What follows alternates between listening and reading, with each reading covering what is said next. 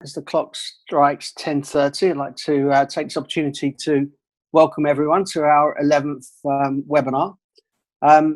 Interestingly, clearly the good news is it's the last. I don't know if it's the good news it's the last webinar, but it's the last webinar certainly before you guys will be reopening all the showrooms.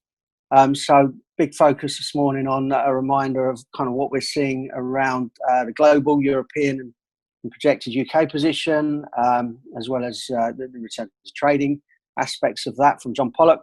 Also delighted to have Rupert Pontin on from Cazana to talk about the latest on vehicle valuations. And then we'll go through the various other areas we've been going through on each of the preceding 10 webinars.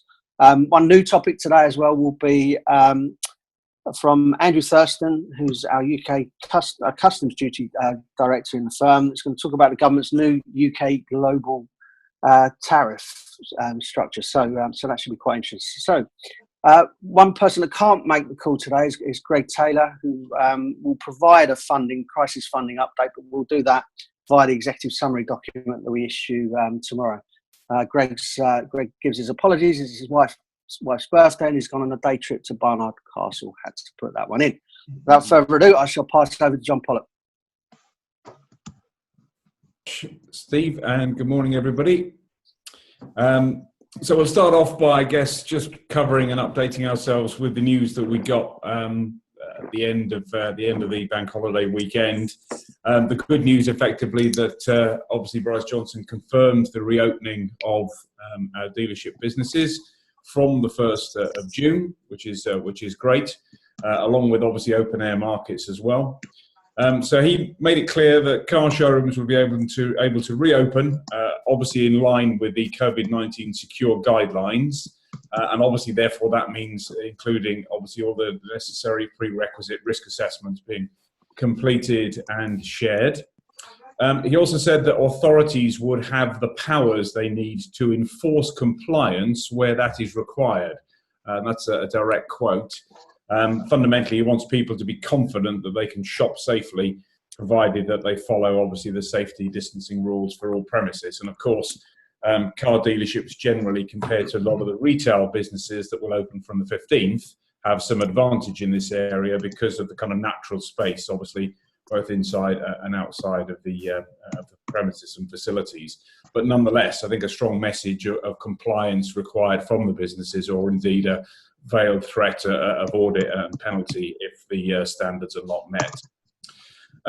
So the UK government had been challenged quite aggressively on car showrooms' continued closure, which of course, as you know, was unlike some of the other markets in continental Europe, including Germany, and claims that the lockdown was costing in the region of £61 million per day in lost tax revenue and indeed in incremental business support measures.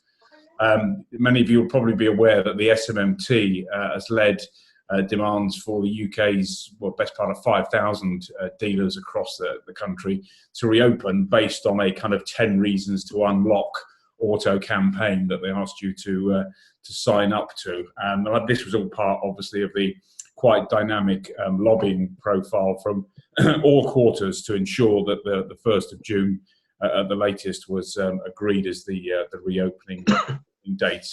Included obviously the National Franchised Dealers Association as well. The government's annual tax income take from basically items like VAT, VED and other taxes was estimated to be in the region of £5.4 billion. So in terms of potential impact at a time when the government is paying out obviously unprecedented sums, then getting us all as an industry up and running from manufacturing to retailing was obviously absolutely crucial. And indeed, every kind of additional day of closure is estimated to cost in the region of £20 million extra on top of the already significant funds. And that's not even looking at the staff furloughing aspect of supporting automotive, which was probably in the region of about £41 million a day as well.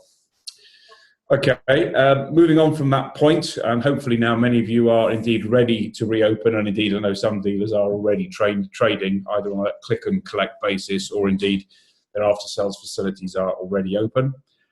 Just talking about after sales, next month, in case you weren't aware, the Independent Garage Association, so the IGA, will launch a COVID-19 compliance certification scheme for independent workshops, for those basically wishing to demonstrate to their customers that their environment is safe.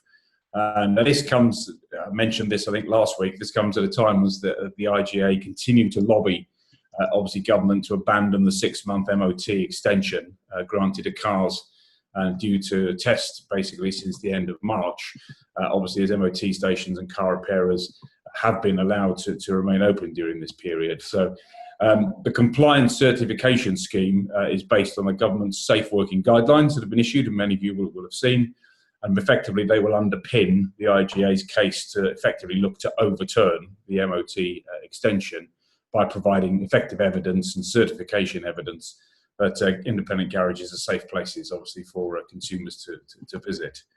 So the IGA is committed to supporting this process, so they're offering audits at no cost to members and being carried out by the IGA's own resources that then allows, as I say, that certification to be displayed, and this in turn helps them to promote their return to a safe environment for customers and their campaign to reduce the MOT extension. Moving on now to a more kind of general update as to what's happening. If we start off by looking at sort of just some general key global points as well as some key local points in the UK, just talking about perhaps some of the kind of more marketing related areas to start with. Motor Novo just announced that it's seen a surge in proposals for business activity since it revealed that it's lifting lending restrictions in the period May the 11th to the 15th. It's stated that business activity returned to around about half of pre-lockdown volumes, and that of course offers quite a positive sign to the various networks, particularly independent dealers seeking to establish click and collect businesses.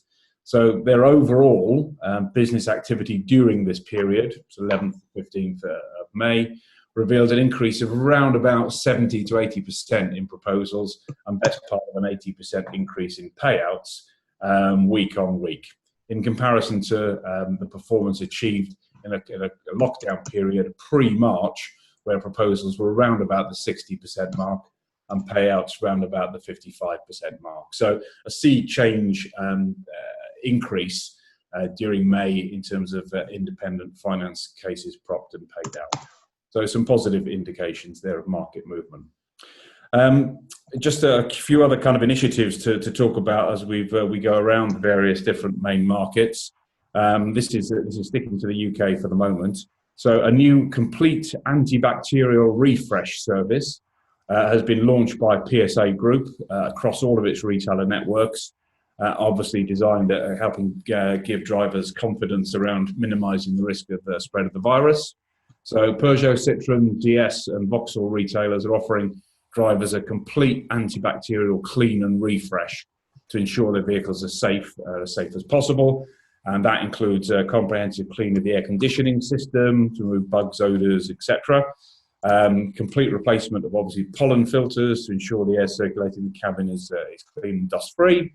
And a 29-point vehicle health check of key components and parts, including brakes, tyres, drive belt, and obviously battery conditions. So, and of course, a full exterior and an interior disinfectation process of the vehicle. So this is a kind of coming out of lockdown health check and maintenance, initial maintenance for your car, but certainly a good marketing initiative in terms of trying to get footfall, after sales footfall, back to the dealers and the dealer networks in terms of them presenting hopefully an upsell opportunity. So something to think about, and interestingly something we've seen actually happening in the motorbike market as well.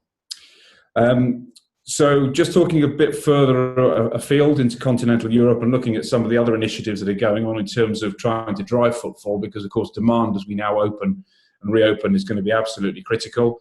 If we look at some of the sort of initiatives across the world, a recent newspaper advert in Germany from a dealer, in fact, not the manufacturer, showed a huge face mask draped across the front of a Volkswagen Tiguan, with each ear loop stretched across a wing mirror, and safety first read the bolded white lettering spread right across the face mask. So this kind of drive towards independent motoring and re-emphasising the safety of independent transport versus public transport is becoming obviously more and more important. And we've seen that, and we've mentioned that in China over the last few weeks. And indeed, Ford in China have used part of the lockdown period to re-engineer their air filtering systems on the vehicles. So whilst it doesn't claim to prevent the virus, it offers far greater protection from the likes of smog and airborne particles in the car.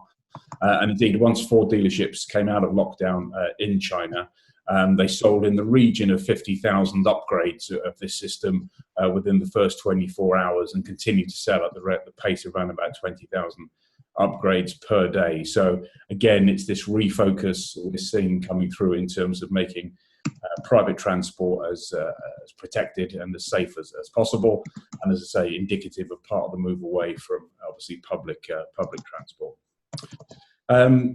Sticking on China briefly, the premium brand Volvo has just reported that sales were up 20% higher during April and May than they were in the equivalent months in 2019.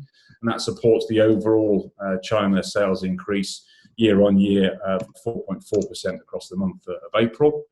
And I think it's fair to say that, you know, there are no illusions around the kind of roller coaster nature of recovery, particularly in the major markets. But I think there's definitely the potential for some of the activities we're seeing in China to positively influence the rest of the world in terms of its return to similar levels that we've seen previously. So interesting phrase really from sort of Hacken and Samuelson from Volvo, where he said that he sees it almost as revenge buying, which I thought was an interesting phrase, where people are taking their revenge out on the cars. And I think I mentioned last week it's something like a 60% new people to cars in China for the first time. Also interesting, you look at the manufacturing position. So Reuters visited 6 factories in China to review production levels and safety during the last couple of weeks.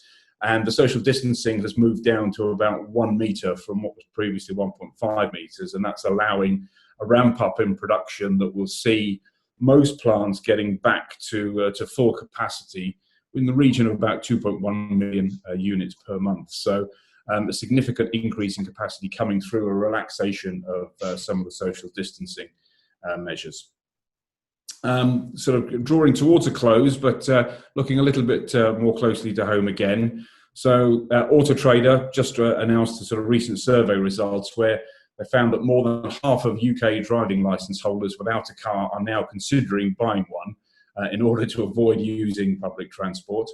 And a similar pattern has been seen in the US, as many of you will be aware, where about a fifth of about 3,000 to 4,000 surveyed parties by Chicago's subscription-based US consortium said that they were considering buying a car for the first time. So that's about 43% of respondents said that they would stop using, in a particular survey, would stop using public transport and would purchase a new or used car. And of course, the requisite change to and reduction in services like ride-hailing services and use of Uber as well is also showing through now too. So finally, in France, some of you may have seen this week that the government has just announced an €8 billion aid package for the auto industry. This includes increased incentives for electric vehicles and enhancing their existing scrappage program. So up to €7,000 support on an electric vehicle, €2,000 for a plug-in hybrid, and €5,000 for business customers. This incentive runs from the 1st of June to the 31st of December. And also they're doubling the trade-in premium on older models, so effectively their scrappage scheme, to €3,000 if you buy new or used latest generation ICE vehicle, and €5,000 if you buy a battery electric vehicle. So you could get up to a total of €12,000 on a new electric vehicle if you're able to use both of those programs combined. And this in the region of about 200,000. Sorry to interrupt, John. Andy Flynn, can you turn your phone, put your phone to mute, please? Andy?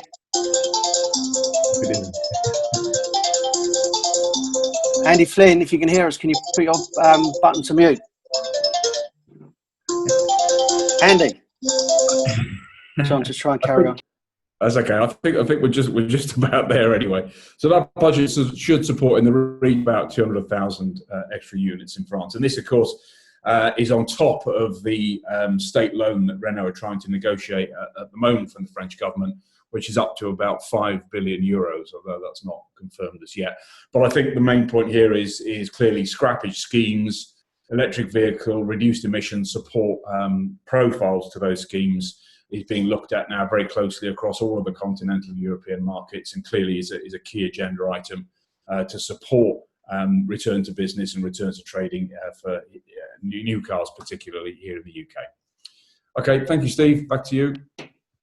Thank you, John. Extremely comprehensive, as always. Really appreciate that, and apologies for the interruption. If all other presenters could put their buttons on mute, please, it will just help any background noise. So I think that links in very well, actually, and an opportune time now to have Rupert Pontin on to talk about vehicle valuations, which are going to be very, very relevant as showrooms open from next week. So over to you, Rupert. Hi, Steve. Thank you very much indeed. I'm having a little bit of technical difficulty here, so some of these slides may look a little out of order, but I think the key points will be shown. So bear with me just while I share some slides, if you could.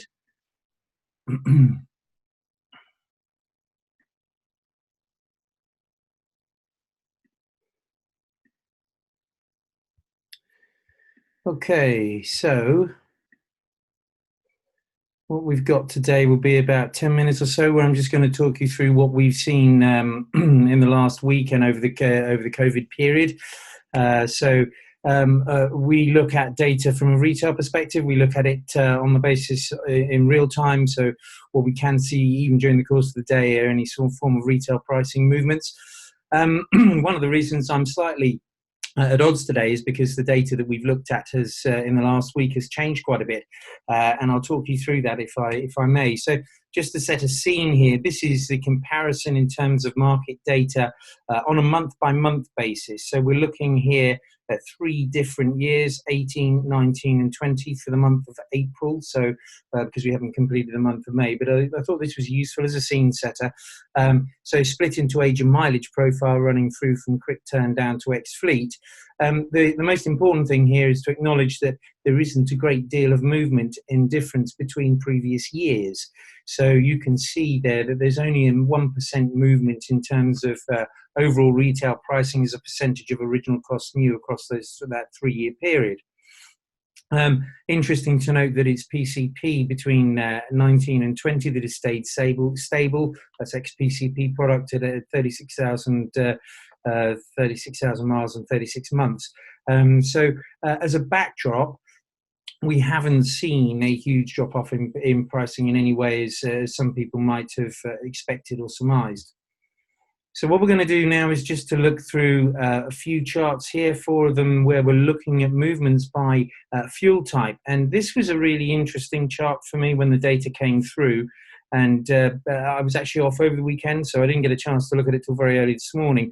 And what you can see here is pricing movement by market sector and fuel type overall. So you'll notice very immediately that we've got some very, very big moves between blue, which was the previous week, and orange, which was last week. And actually in the luxury car and sports car sector, we've seen some significant price increase overall. Now I'm going to caveat that with the fact that these price movements have been because of the introduction of new adverts for some very expensive vehicles. Now that's interesting in itself, because what this is showing to us is that the retail market is beginning to prepare properly for not just an online sale environment, but actually preparing to open the doors again and getting some new adverts in place. And I was just in the process as John was talking earlier, looking at what the volume increase in adverts has been within those certain market sectors. So we do have those 2 anomalies there within the luxury and the sports car sector. But I think the important thing also to note is that the movements elsewhere through the other market sectors for petrol priced vehicles actually have been fairly steady. The ones probably of key importance here would be within the super mini and small car sector, because those are particularly, they take a particularly large part of the retail marketplace. But also interesting to see movements around C and D sector cars, which do have a high volume of vehicles in the marketplace. So the message here, pricing still moving, but we are perhaps seeing more adverts coming to the market on the basis that the showroom doors open. The next slide here looks at diesel retail pricing. So this is a much more stable picture, generally speaking, because we haven't seen significant adverts in those two key luxury and sports car sectors. So movements again quite stable as we went through the course of the week. The one area that it has moved significantly is in the small car sector at 3.32%. Now, I'll reiterate that this takes a very small percentage of the retail advertising marketplace, because these days there aren't that many small diesel cars, there aren't many sort of Fiesta diesels, Clear diesels in the marketplace as a whole. So actually sometimes we can see quite a bit of movement in terms of the pricing. But generally speaking, there's a positive view across this sector of the market, and that's good news as we head towards next week. So we had another anomaly here within the hybrid petrol hybrid sector. Stable pricing overall through most of the market sectors. Interesting to see the MPV sector drop by 5.4%, but that is a small number of vehicles. And we do have an increase of 16.32% in the sports car sector, which we have identified was the introduction of a £2 million advert for a LaFerrari hybrid. So somewhat unrealistic perhaps in terms of market data as a whole, but Cazana, we always show all the information we have available to us. So that explains that particular shift here. This sector has been interesting over the past few weeks, because actually, generally speaking, retail pricing had been on a little bit of a downward trend, and I think that was probably because of the volume of vehicles starting to come to the marketplace in relation to the consumer demand for these vehicles, which can be a little bit patchy. And as a result of that, we'd started to see a little bit of a trail off in price, but not very much. Still, click-throughs, as far as we understand from our dealer group customers, are quite positive on this particular type of vehicle. But not as interesting as the picture that we see within the battery electric vehicle marketplace. This can be quite spiky, again, due to the volume of vehicles that are available. But it's also a sector that we understand that there's been quite an improvement in the number of clicks from consumers looking at retail advertising platforms and at the dealers. Now, this is perhaps due to the fact that there is more of a consumer awareness around the lack of pollution that we have seen across the country and in fact across the world as a result of the lockdown period. So demand can up and down very much in relation to what is produced in the national press. And generally speaking, the national press is kind and fair to battery electric vehicles, even if it's not in other parts of our society. So as a result of that, consumer demand can go up and down, and also pricing can shift quite a bit week on week based on the type of vehicles that are in the marketplace, that are fed into the marketplace. So this is an incredibly important sector to watch on a regular basis to make sure you're well aware of what's going on. So just a glimpse here, just to give a backdrop against what we've seen in terms of retail pricing movement in relation to last year's market. So really just reviewing, are we facing something that is really completely different this year? Are people panicking? What are retail prices doing? And the answer in the last week certainly is no. So last year we did see in the blue columns that there were increases in prices across most fuel types in the marketplace, and that was an overall market increase of 1.1%. So that was perhaps a reflection of the time of year, but also probably due to supply of vehicles this particular period.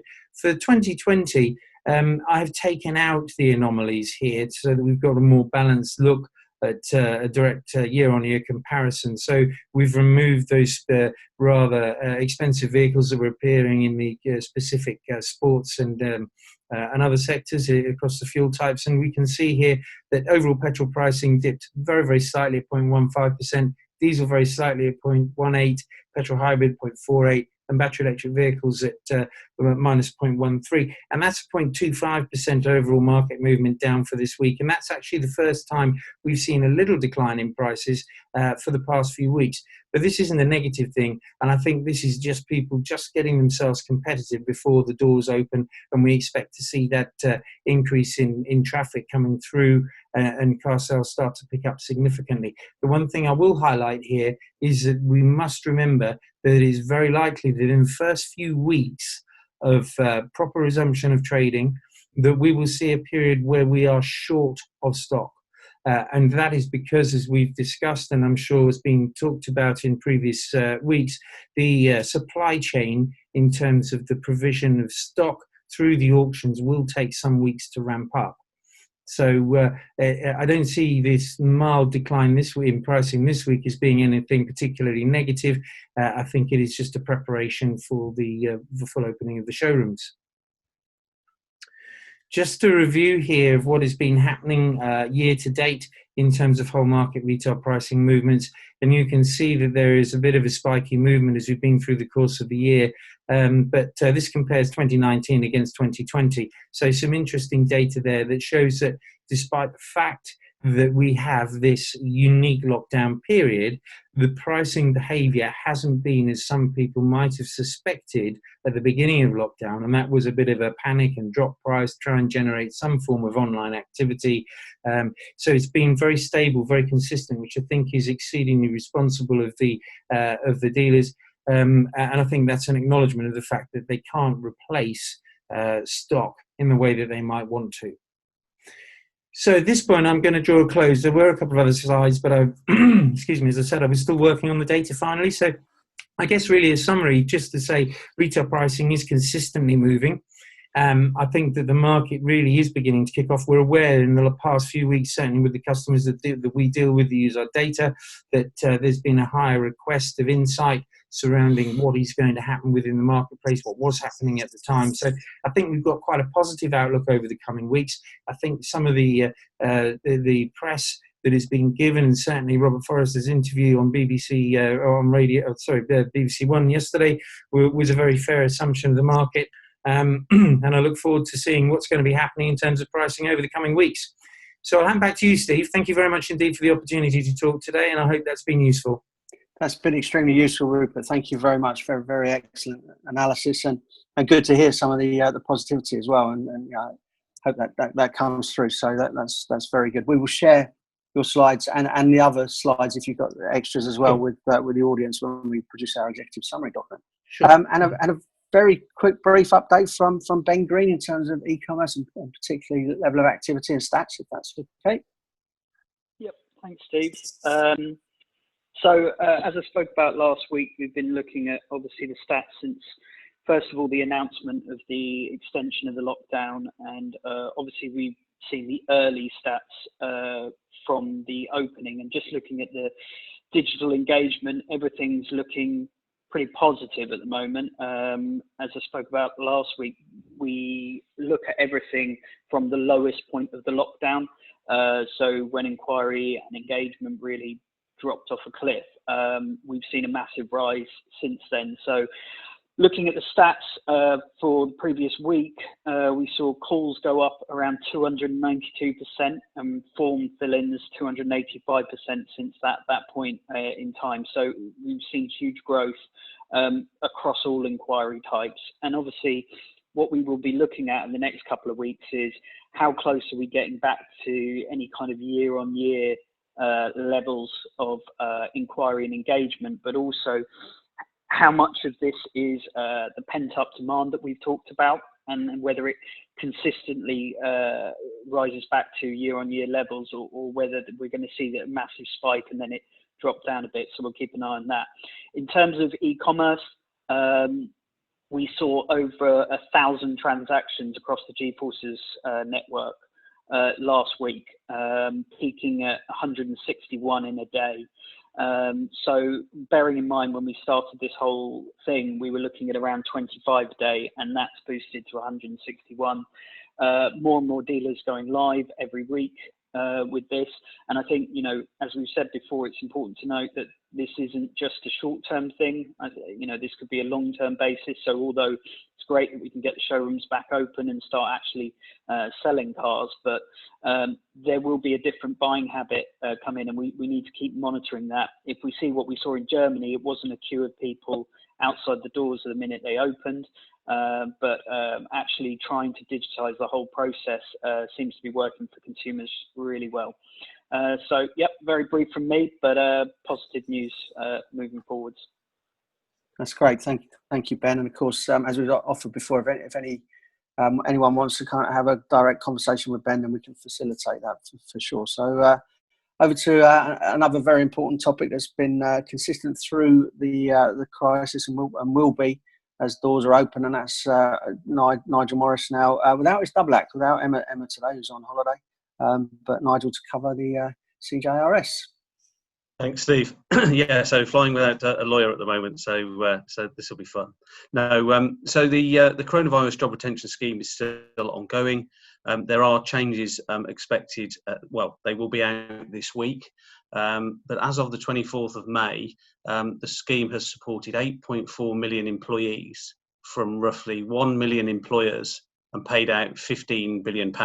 And really, we haven't had the May claims go in and be paid yet. So a substantial amount of money being paid out by the government.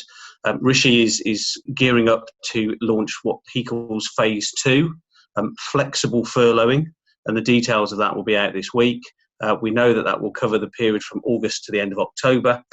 We know that it will allow the flexibility to bring people back on a part-time basis. But we also know that employers will be expected to contribute as part of that, where the employees are still going to be able to receive the 80% up to £2,500 per month. The amounts aren't known. There's lots of speculation. Rishi has been very generous thus far. How generous he can continue to be, and where between 20 and 50% the employer is expected to fund, we'll have to sort of wait and see. One thing that we can expect is that it will start to be a one-way gate, so that we can bring people back to work gradually out of furlough, but not be able to sort of furlough any more people. So that'll be something just to sort of bear in mind, particularly as we're not sure really what the next normal is going to look like in terms of trading, in terms of the people we need, how we need them, where we need them. It's going to be a real sort of feeling our way for the next few weeks. Obviously, the government is still working on an amended claim process, and this is particularly relevant because we've had the latest legislation. So the legislation covering this was first issued on the 15th of April, and we've had an update issued on the 20th of May. These things are usually fairly quiet affairs. You'll have seen some of the headlines in relation to commissions, but what the government is still very much saying in relation to job retention scheme is they're still working on the amended claim process. So don't amend your next claim if on reflection you feel that a previous claim was erroneous. Put in a sort of an error claim in future when the amended claim process is up and running. So one of the key aspects of the legislation that was issued on the 20th of May is in relation to non-discretionary payments. So is something regular? Well, it can be regular, but it can be accepted that where it arises from a non-discretionary payment, that it can also be included. But there's still the requirement that it comes from a legally enforceable agreement, understanding, scheme, transaction, or series of transactions. So I think it's very helpful clarification. And the new clause goes on to say that this is in respect of overtime, fees, commissions, or people on a piece rate. And where there's a legally enforceable arrangement in place, then the payments can be included, the regular payments can be included, whether or not the method involves the exercise of discretion by the employer or person connected with the employer. So the view is that there still needs to be some kind of arrangement, some kind of agreement in place, but there can be discretion over how that's calculated. That's an absolute given. But again, with any and all of this, as we've said along the way, this would be down to this is an employment law thing, down to your employment contracts, how they're written, how they can be interpreted, and how these legislation in relation to the furlough scheme claim can be applied. So it needs to be looked at very carefully. I think it's helpful that they're trying to clarify it, and the common sense approach is seeming to be prevailing. But still be careful, because there's still some wording in there that means you need to be looking at this quite carefully. Again, quite helpful that they've said that this guidance applies for any claims after the 20th of May. But I'm sure some people might not be able to sort of implement what this looks like to get their May claim in, which is why I think the importance of the amended process when that comes out will be useful for businesses to review and reflect on the claims they've already made in relation to the previous and this new guidance and legislation, and whether there are any error or mistake claims they can make, which in turn might open up additional payments that could be paid to employees, which would be quite welcome, given, of course, that where people are on commission, there's invariably a sort of a gap when they go back to work, because commission being paid a month in arrears, clearly they weren't working last month. So if we start people from the 1st of June, then come the end of June, they haven't got any May commissions to be paid. So if when this is all clarified and the new rules come out, there is some ability, and the portal is amended for us to make some adjustment claims, that could be good news, just to ease some of the pain of unfurloughing employees. The SSP reclaim portal opened on the 26th of May, which I mentioned last week. And so just to reflect really as we move forward over the next few weeks, clearly we'll give the detail on what the new scheme looks like that will be applicable from August through to October. There may be some reflection on how the scheme has been applied thus far, and also how things start to unlock as we move to the next normal, and how that will impact on how you unfurlough people, who you unfurlough now, who you unfurlough in July, who you unfurlough after the 1st of August.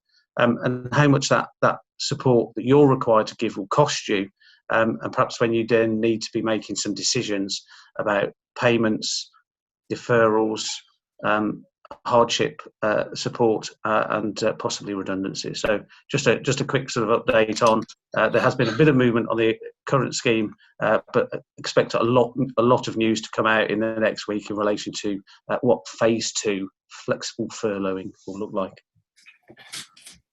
That's great. Thank you, Nigel. So yeah, there'll be further updates on Nigel in due course. And we'll now move on to Leigh Cohen for an insurance update.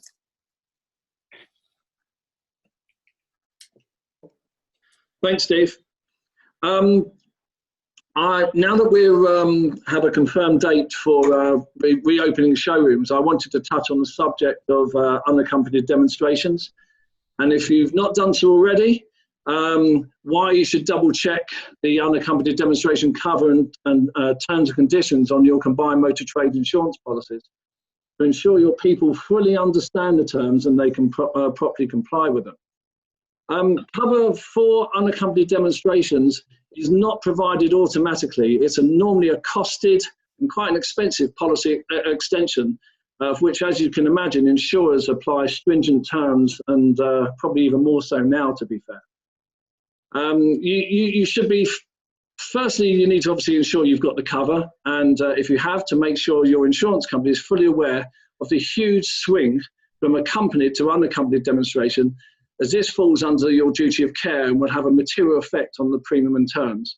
Obviously, most dealers would have probably disclosed at their last renewal that they were doing 95% accompanied and 5% unaccompanied. Well, it's going to be the complete reverse now. So insurers need to understand that. All motor dealers will require unaccompanied demonstration cover for the vast majority of vehicle demonstrations today to satisfy, obviously, social distancing rules and meet the COVID-19's health and safety obligations. You need to be aware, though, that in normal circumstances, cover for unaccompanied demonstrations is fairly restrictive, which means before any cover can be given for any customer who do not meet the specified criteria, you will need to refer each one to your insurers. This is going to prove quite difficult in normal circumstances, but extremely difficult outside of business hours. I'm not quite sure how it's going to work on weekends or early mornings or evenings, for instance. To give you an idea of some of the criteria and the restrictions, most insurers will restrict unaccompanied demonstrations to drivers over 21 and under 70. And I'm quite sure that we're going to receive requests, outside of those restrictions. They'll exclude own employees, which is a strange one, but probably because own employees will be covered under the motor trade policy. They also exclude anyone with 6 penalty points or more. Excuse me. Which I think actually is too restrictive. I think should be 9. And most policies will not allow anyone or require a refer for anyone that has a disqualification in the last 24 months. Maybe there's a trade-off there with the penalty points. Maybe restrict that to 12 months and maybe increase the penalty points to 9 months. There's definitely a negotiation there. And also no more than 1 motor accident in the last 3 years. An interesting one is the most policy wordings say that the customer has to be known to the motor dealer, which I find very restrictive. So if someone walks in off the street and want the request a test drive, meets the other criteria, if they're not on your database and you don't know them, in theory, you're breaching your terms and conditions if you don't refer it to your insurers. So again, I think quite restrictive, and we need to have that changed. Obviously, they'll want you to obtain 2 forms of original identification and retain that information. And normally they ask if they have a vehicle for you to retain the vehicle and the keys, and make sure that they prove ownership of that vehicle. Very important point. I think probably the most important point of them all is most policies will apply a co-insurance clause of 20 to 25% in the event of a vehicle theft or any attempted theft damage, which I think, again, could be extremely costly for all dealers if they don't carry out their due diligence or apply additional security. And as far as we're concerned, for our clients, we've asked insurers on a blanket basis to relax the requirements. But as you can imagine, many insurers are dragging their heels. Of course, it's been forced upon them as well. So they're just trying to work out where their comfort level is. But we're really challenging insurers on this subject because we need to find a balance of flexibility and security to keep everyone's interest protected. The problem is that the change in risk is huge to insurers, and they apply these terms for good reason. Perhaps an alternative option is to consider the daily hire facilities, but the cost might prove prohibitive depending on the number of test drives that are carried out. Although this option does transfer the risk away from your motor trade policy, which is certainly a positive. If we move largely from accompanied to unaccompanied, effectively exposing dealers to a position from monitored to unmonitored. And every time dealers have tried this in the past, and we've got lots of experience of this, the results, unfortunately, have been disastrous. Obviously, this time is different as it's not by choice, which is why, again, I urge all of you to consider radical and comprehensive improvements to your vehicle security. There are some interesting products on the market that might help motor dealers. The best ones that I've seen are the Orchid and Orchid Switch. The Orchid is a fully portable tracker unit that can be fitted and removed in less than 10 minutes, which in my opinion is perfect for these times for an accompanied test drive. The Orchid Switch is an improved product, it also provides an immobilizing unit, which again can safely immobilize a vehicle when it draws to a halt, if not returned in the allocated time period. Again, perfect for unaccompanied test drives, and it can be fitted and removed in approximately 15 to 20 minutes. Key features of the 2 units are they can be fitted by your own technicians. They've got 40-hour battery life with a sleep feature, which gives it huge success rates, as it's unable to be detected by signal blockers, which is the method that most thieves use today. So again, quite a powerful feature. But thieves will see unaccompanied demonstrations as a huge opportunity. And everywhere I look, especially on social media at the moment, understandably, dealers are advertising unaccompanied test drives, which to thieves will be manna from heaven.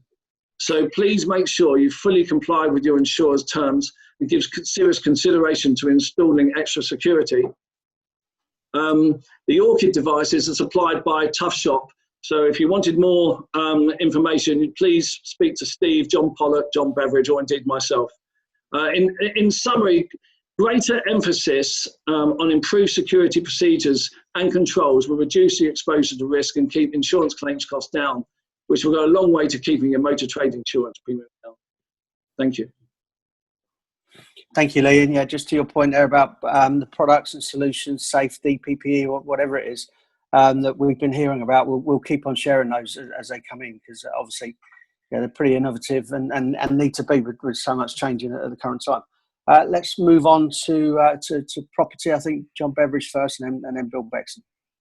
Thanks, Steve. Good morning, everybody. Just an update. Obviously, the quarter day is now looming, a few weeks away. What's actually happening out there? In terms of requests from dealers to landlords paying monthly rather than quarterly, that doesn't seem to be a problem. And in fact, there are a number of dealers now that we know that we're going to start operations again at the beginning of June, that are actually taking this route rather than looking at something a little bit more complex. So that's not an issue. Where dealers have been looking for holidays, 3 months, 6 months, etc., but then adding on to the end of the lease, really what most landlords appear to be looking is that if they are going to grant a holiday for 3 or 6 months, they're looking for a substantial increase to the length of the lease, probably adding 3, 4 or even 5 years on at the end. Now, for some dealers, that might not be an issue, that might not be a problem. They've no intention of moving, maybe the lease hasn't got long to go, so in fact that's quite positive. But there is obviously a financial implication in doing that. You're taking on a liability for a number more years.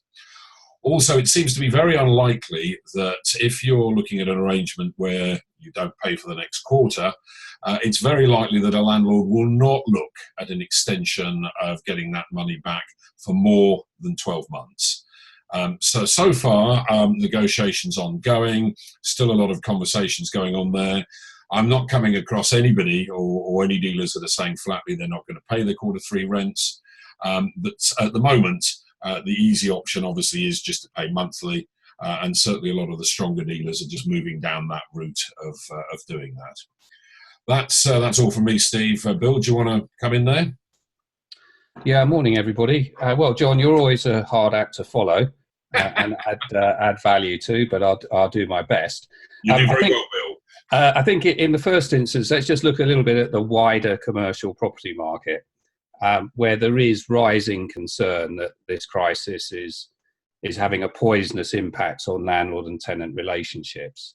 And some landlords have been taking a harder stance where they think companies are using the crisis as an excuse not to pay rent, and are starting to weed out the genuine hardship requests from the more opportunistic. We should also all remember that landlords are not always the most powerful party in the relationships with tenants. The landlord of the property might be a pension fund paying the elderly, and the tenant could be a subsidiary of a global parent with a diversity of risk. So it's important that some form of mutual agreement and consensual approach is taken. The government recognised the huge challenges being faced by commercial tenants and landlords during this period, and has urged landlords and tenants to find solutions that work for both parties. But well-financed businesses that can pay rent but won't pay rent are rather perverting the system. Some have benefited from the high proceeds accorded to their covenant during the good times, but are now hesitant about the current payment obligations, potentially creating for them and others an impaired credit risk for the future. Others, particularly outside the car dealership world, might be private equity ventures where investors are showing a marked reluctance to invest further, albeit having benefited from generous dividends over previous years. So against this background, non-engagement between landlord and tenant places the whole relationship at risk. So the overwhelming message I would offer is, please, as tenants, talk and approach to your landlords. Do not make arbitrary decisions without consultation with your landlord. Give your landlord a chance. Some may spurn you and frankly deserve what they get. Others you may find will try very hard within quite tight constraints to help. So with that background, the outlook for the June quarter day looks troubled across the wider commercial property sector. To give you an example, retail payments were down by 2/3 in the March quarter day. So you will all have read about shopping centres and the high street and the hospitality industry. So the suggestion is that nearly 2/3 of those tenants did not pay the March quarter day. Other sectors, such as offices, rental payments are reported as being down by around about 1/3. But notably, the industrial sector, warehousing and factories, etc., rental payments in the March quarter day were down by around about 20%. So that market is showing marked resilience. And there is a view that some of those people didn't pay rent to just fit in with the crowd rather than any particular hardship reason. A couple of other figures. One Standard Life Fund reported that they received 66% of their rents in March. So that will be a mixed portfolio of offices, shops and industrial properties. And another large property company reported 67% payment level. So those are all March statistics. So you can imagine that landlords are nervous, anxious, to say the least, about the June quarter. Now, we also need to be clear in what the government stance is. The government does not support non-payment of rent without agreement. Its advice can be equally interpreted as, if you can pay, you should pay. So there is both a legal and moral obligation to pay rent and other property costs. To quote Melanie Leach, Chief Executive of the British Property Federation, "We are all in this together. If you don't play your part, then fewer of the most vulnerable will be able to receive support." And in that, she's referring to pensions and savings, which of course in part rely on income from property investment. So that leaves us with the question of, well, what can be done? We've been advocating, John's already mentioned it, please ask for monthly rental terms. Most reasonable landlords will readily accept that. Also, a number of landlords will consider a quarter's rent deferral, provided a repayment offer is made within the next 12 months.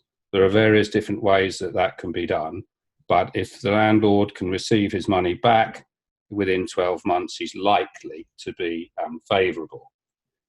These are the simple asks.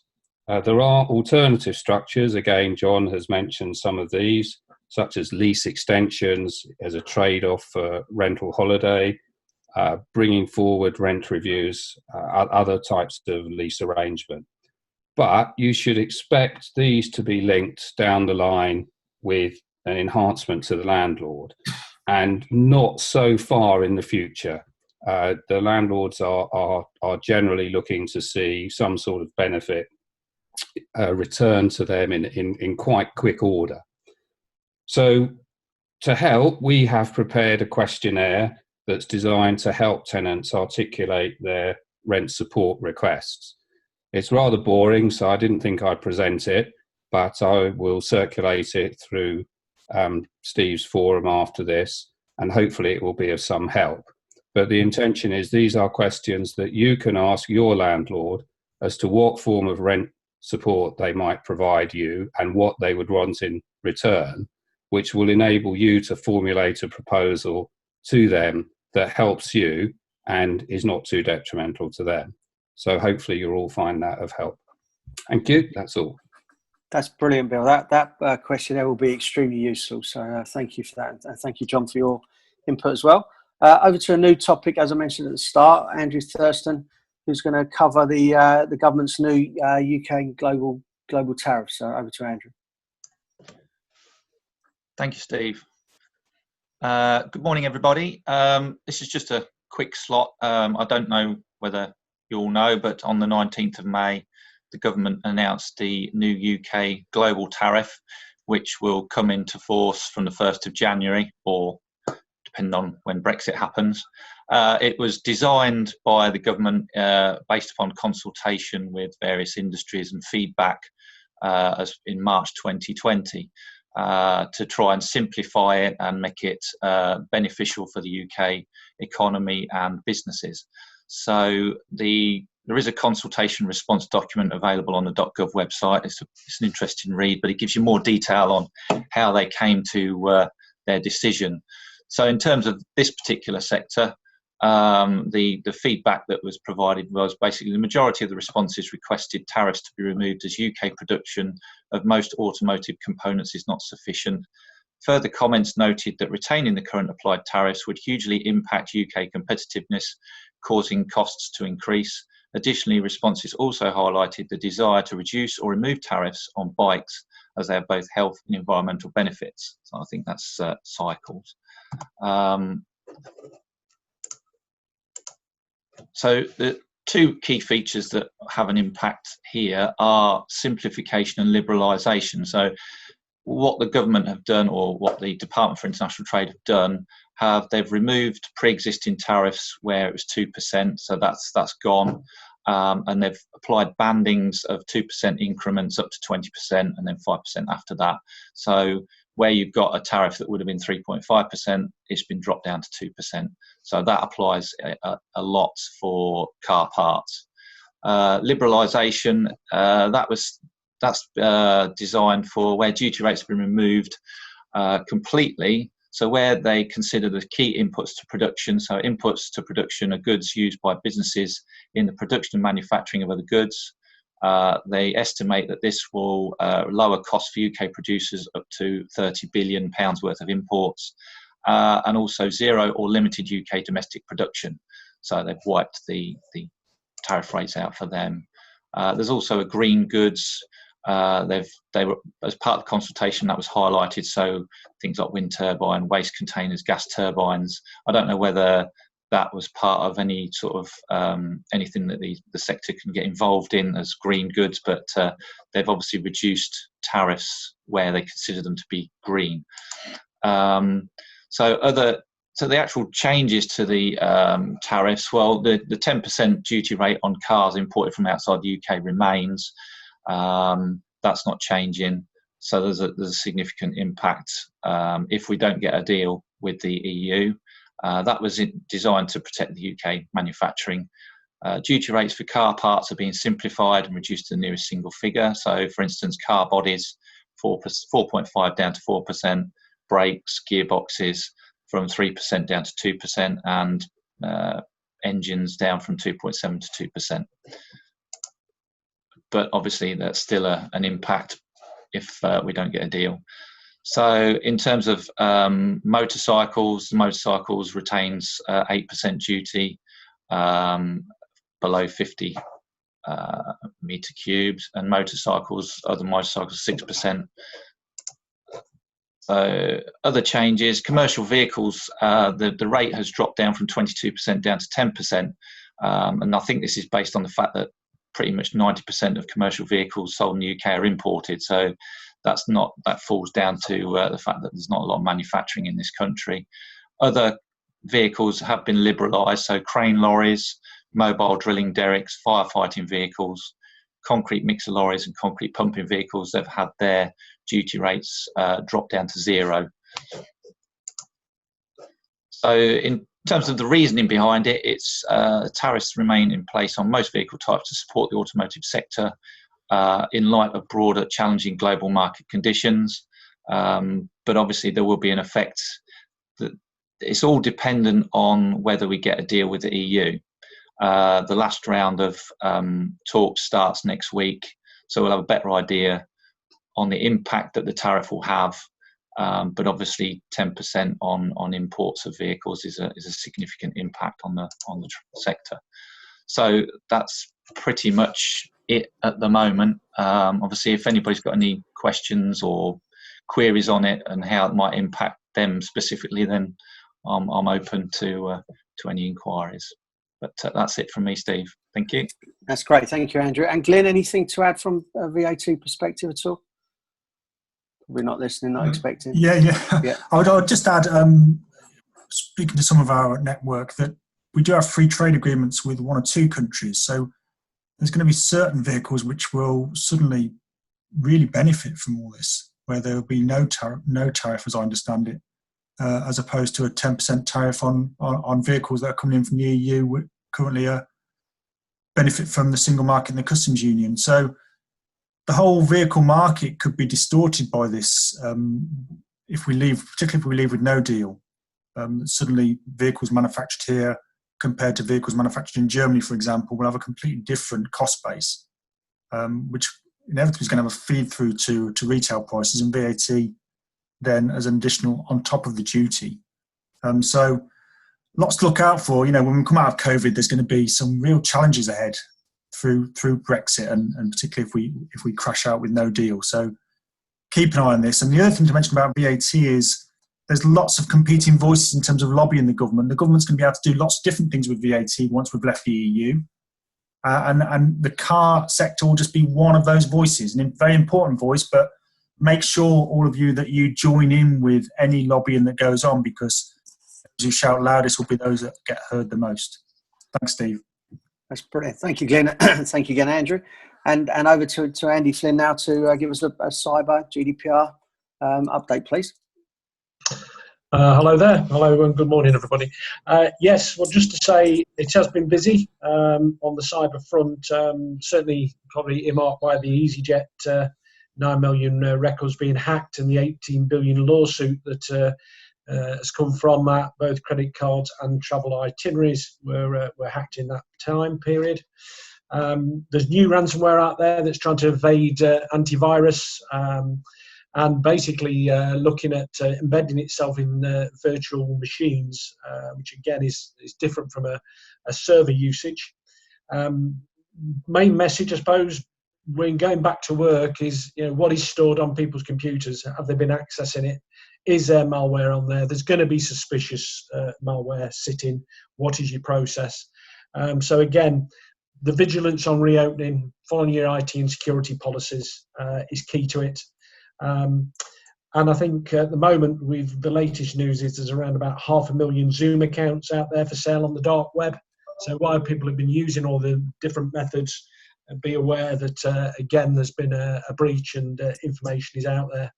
So with all these things, I think vigilance on going back to work. And finally, with the COVID-19, for back to work compliance, yep, we've been working in that area. So I'll send some information out to you and to the team, Steve. Thank you very much.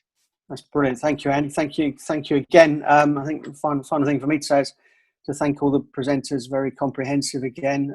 Incredibly, really, to think that after 11 of these webinars, there's still so much to cover. And we will again be sharing a recording of the webinar by the end of today. Executive summary tomorrow.